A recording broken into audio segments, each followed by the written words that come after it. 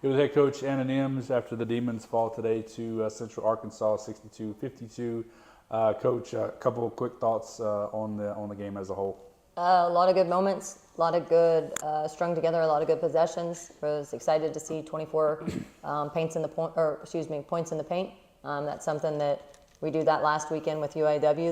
That's the difference in a game. So I was happy to see that. I think there was some really good defensive execution. That's a high power scoring offense, and I think they locked in. I think we missed some the ability to finish plays or the discipline to finish some plays out. Maybe was securing the rebound, but we won the rebounding more. 24 points inside, so that's really good growth. But they got us on the turnovers, and then same exact story as last week. We gave up 18, they scored 21. We gave up 18, they scored 20. It's not that many turnovers as far as how we play and what our actual goal is. It's just it shows that we weren't getting back. We weren't getting back after the turnover, and so they capitalized on it. And obviously, 20 points, that's the difference of a game. Yeah, -3 in the turnovers today, and like I said, you like to stay around that 15 per game. That's kind of where we like to live. We only had 18, they had 15, but like you said, it was the way that UCA capitalized on those, Right. And really was the difference today. Yeah, 100%. Want to get into a couple of, like you said, a lot of bright spots, and one that jumped off the page today was Jasmine Dixon. The way she played, 6 blocks, 16 rebounds, really gave us a lot of presence around the basket when we know that UCA likes to score from 3, but they also like to score inside as well. Oh yeah, 100%. I was excited to see it. I mean, she had some blocks today where she actually blocked one off the backboard. So just provided energy when we needed it with those block shots, and then obviously. I think they only had 5 second chance points, and a lot of that is because of Jazz's, I think she had 9 defensive rebounds or something like that. So she kept a lot of second chances off the board. Now there's a few where we fouled and they actually got to the free throw line, so that's not showing up. But Jazz played tremendous, and again, she does that last week. That's the difference of a game. But we just talked, and that was a huge game for Jazz. She did that. She knows she can do it every single game, so we're excited for the next game. Because that was a big time presence. She gave us a lot of presence in the paint, and we were excited to see it. Proud of her.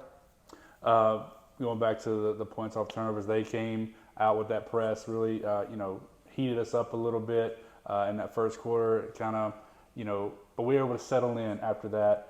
And it was really those middle quarters where it was, back and forth, shot for shot, defense for defense.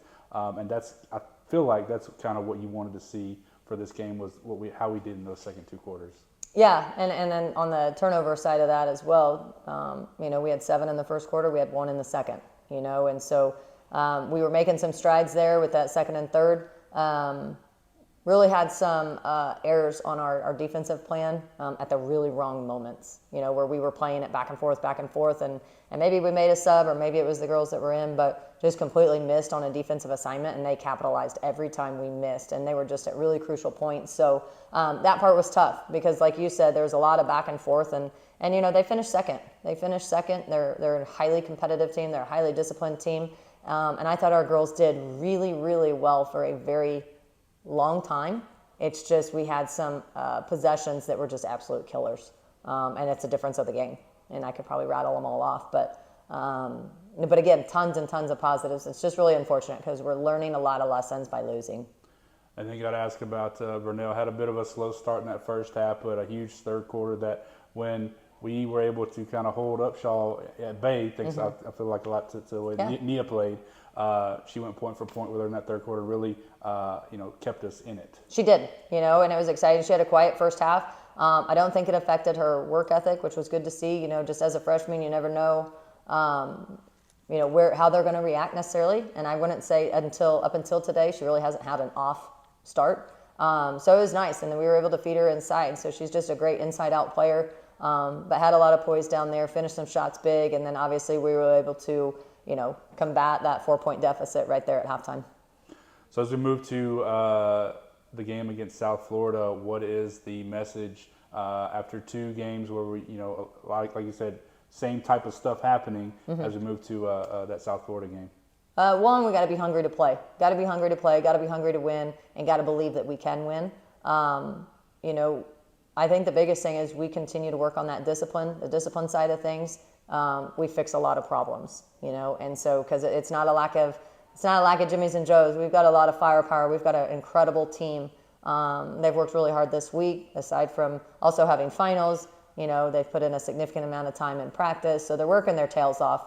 So they just got to keep believing. Everybody's got to keep believing. We're 11 new, and like I said, it's unfortunate we're losing. We're learning by losing, but as long as we're learning, we're going to be okay for Southland play. And at the end of the day, that's all anybody, you know, is really focused on.